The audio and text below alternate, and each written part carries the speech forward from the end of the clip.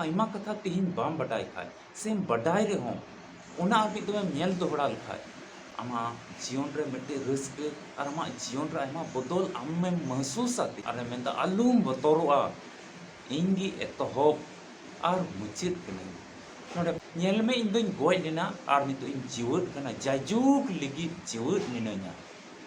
तबे नोआ कथा रे सबितो कना प्रभु जीसु मसीह दो जायजुग लगी जीवत मिनाया गुजू और अधोलोक रिया चेभी इन ठे मिना मिता में आज अकोय को सरहाव दिकान उनको लगी हम मिट्टे उनका बंदोबस्त बनाव का उनको को गुण मनाव डबो जोहाराय कान नोआ धरती को गज बेंडाव लेन रहो मिट्टे जायजू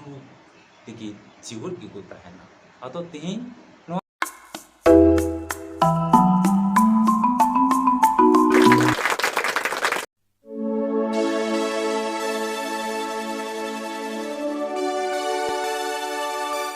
वीडियो पे नेले कान आपे जो तो बुहा मिश्रा को इन और नोआ आलिया अल्फा ओमेगा संवाद खोजम टिप से खोज नोआ वीडियो रे अतांग दरा में बेकना जो तो को जिसु मरा ईश्वर बाबा कथा को अब मन अंतर रे तेही मिनाते उनी जाव दुगुन गुन मनाव टबो जोहाराय कना और सरी की उनिया कथा को अंजम कते तीन रे खंदरी मन ते अब बुन हुदिसता तो मन रे अडी रस्क बुन आइकौदा और जीवन रे ओका चिंता भावना उका दुख उका मुश्किल तहन कान ओना कुदो हिड़िñok कना और ईश्वरा दुलड़ रे मिद कते अब अडी रस्क बुन आइकौदा तबे उना ईश्वरा कथा रे तो दाड़ी मेना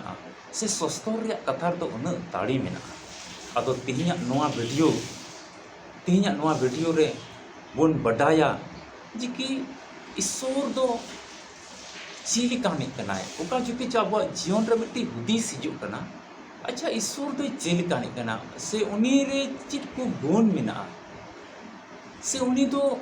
चिलिका उनी कमी उदु दाड़ेआ उनका उका जुके चाबो मिट्टी मनवा जीवन कांते मनवा हुदिस कांते उनका लेका हो हुदिस हिजुक कना मेनका सरीगे तिहिया नोआ वीडियो रे बुन बडाया ईश्वर चिली कहानी कनाय और उनी रे चित को गुण मेना और उनी अबो लिगिते मिट्टी कथा आज खुद आज ते चिलिका लैदा जोहन टे नोआ दो सदरक कना ओना होते ते तेहिन सस्तर पे बुन बडाया अदो तेहिन हेबि जुदि आले नोआ होयजोंग टीम जुदि बाम सब्सक्राइब का खाय मा उसरे गे सब्सक्राइब काम और जोतो वीडियो आम नेल में नेलाम ओना को होते ते अति मरांग मरांग चिचिल आम न्याम और आमा जीवन रे आयमा बदल हिजुआ से आम आयमा कथा तेहिन बाम बडाय खाय सेम बडाय रे हो ओना आबि दमे नेल दोहड़ा लेखाय आमा जीवन रे मिट्टे रस्क और आमा जीवन रे आयमा बदल आमें महसूसा तेहिन और धर्म रे हर रे प्रभु जीसु मसीह तुलुय ताड़ाम रे अति आयमा गोड़म न्यामा आम और अति रस्क सला आम ईश्वर गुण मनाव डबो जोहारिया और आमा जीवन रे जहां लेकाना दुख तकलीफ मुश्किल मेना खाय तबे आलिया नोय नेलो कान नंबर रे संपर्क में आमा जहाना नेहर मेना का आमा जहाना व्यक्तिगत नेहर मेना काम लय दाड़ेआ आम लगी आलिया कोयजोंग टीम से खोय ले कोयजोंग आम लगी आ जाओगी कोयजोंग ले दिसमिया जेमन ईश्वर दो आमा जीवन रे मिटे मरांग हाहाड़ा कमी उदुग कते आमा जीवन रे गुहा लय या अता रोकते आम होय माम और आमा गुहा होते ते आमा गुहा को अंजम कते अति ढेर गुहा मिसरा बंचाव को नाम से नोआ मसीह जीवन रे मिटे विश्वास हेज को उनको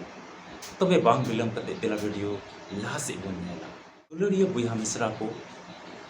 अब तो बन मनवा कना और नोआ मनवा जीवन रे तो मनवा लेका अब बन हुदिसता अब हुदिस अब थिंकिंग अड़ी जुदा जुदा तहन कना जहाना जिनिस बन नेला ओना बारे ते बन हुदिसता तबे ईश्वर कथा तीन रे अब कलिसिया करे बन अंजम दा तबे मिट्टी हुदिस हिजु कना ईश्वर दो चिलिका निकनाय से उनी रे चिलिका गुण मेना उनी दो चिलिका दुलड़ उनी रे मेना से चित उनी रे गुण को आर मेना तबे दिला बाइबल को मिट्टे कली बन पढ़ावा और उना को बन बडाया जे कि तेही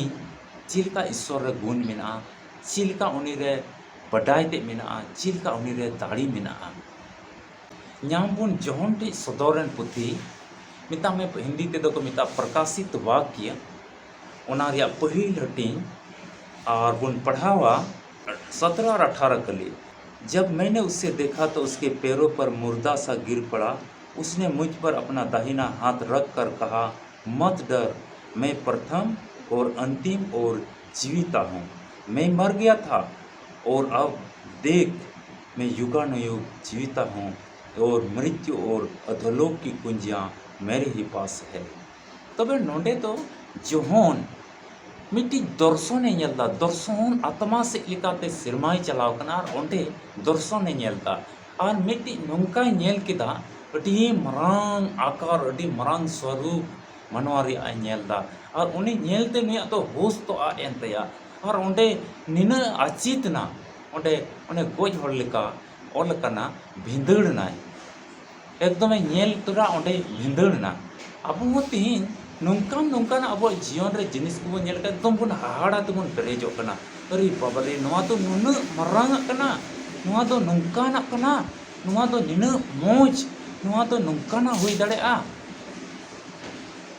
तबे जोहन हो ओंडे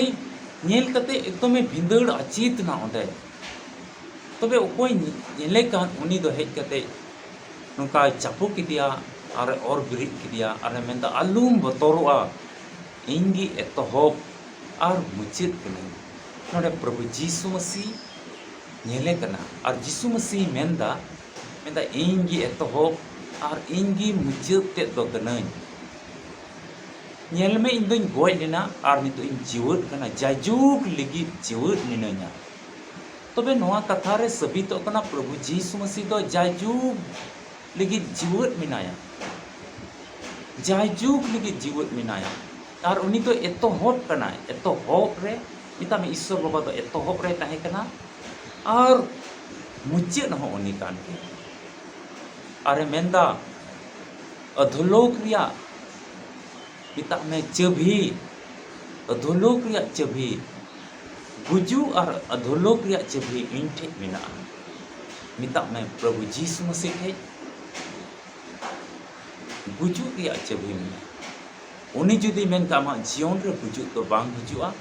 उनी जुदी मेनका आम दो नरक से बाम चला तबे बाय सेन जोमा ओना यते तिहिं आबो पुस्तक तेबन बडाया कना पुस्तक तेबन बडायदा पुस्तक तेबन बुझदा प्रभु जीसु मसीह रे अड्डी आयमा तो मिता में उनी ईश्वर बाबा उनी प्रभु जीसु मसीह कने में ईश्वर अकोय दो तिहिं आबो बन गुणमनाव दबो जोहाराय कान अकोय दो आबो बन पंजाय दी अकोय सिन हिंद उनी बन गुणमनाव सरहाव दी कान उनी ईश्वर दो एतोहब रे ताहे कना और उनी की मुचित ते कना और जो तो गुजु रिया पावर और अधिकार तो उनी ठीक मेना उनी गुजु ते तो लटेज का हराव का है और तीस की उन्हें गोज ते तो उन्हें ठे तो बाय ताड़िया और तेज आज अकोय को गुण मनाव डबो जोहराय कान आज अकोय को सरहाव दी कान उनको लगे वहाँ मिट्टे उनका ना बंदोबस्त से बिनाव का उनको को गुण मनाव डबो जोहराय कान नवा धरती को गोज बिंडाव लेन रहो मिट्टे जाजू लगी जीवन की को तहना अतो तेज नवा लगी चीज चिका हुयुग कान तबोना अड़ी मिट्टे कमी हुयुग कान तबोना उनी गुण मनाव डबो जोहराय हुयुग कना उनिया कथा को लेका तेज नवा धरती तड़ाम रे तड़ाम हुयुआ अदो आमा चारों तरफ रे आमा समाज रेन को मेना कोआ धरती रेन को होड़ मेना कोआ आयमा रकमा नॉलेज हमको मामा आयमा रकमा कथा हमको लई मा उना को कथा से बांग चलाव कते 370 आम ची मिताम कना उनका लका उना तड़ाम हुयुआ अदो अडी आयमा तर आम ठे कथा को बडाय रिया कथा को हिजुआ मेनखा उना को से बांग तड़ाम कते ईश्वरा कथा आम ची मिताम कना तबे यानी कि ओना जीसु मसीह का जायजुग जीवत तहन रिया मिटे बंदोबस्त से बंधाव का व्यवस्था का है ओना रे आमें प्रवेश दाड़े ओना रे आमें बोलो दाड़े तेही ओना के आमा इन अब जो तो तेही तीन तो ओना सरिया हर रे मेना बोन प्रभु जीसु मसीह बोन बोन मनाव डबो जोहाराय कान जतो को दैहिक दो कना ओना मेहनत हुआ ओना कुरुमुटु हुआ तबे यानी ओना ठाई रे ओना जायगा रे से ओना लाभ ते दो आमें न्यामा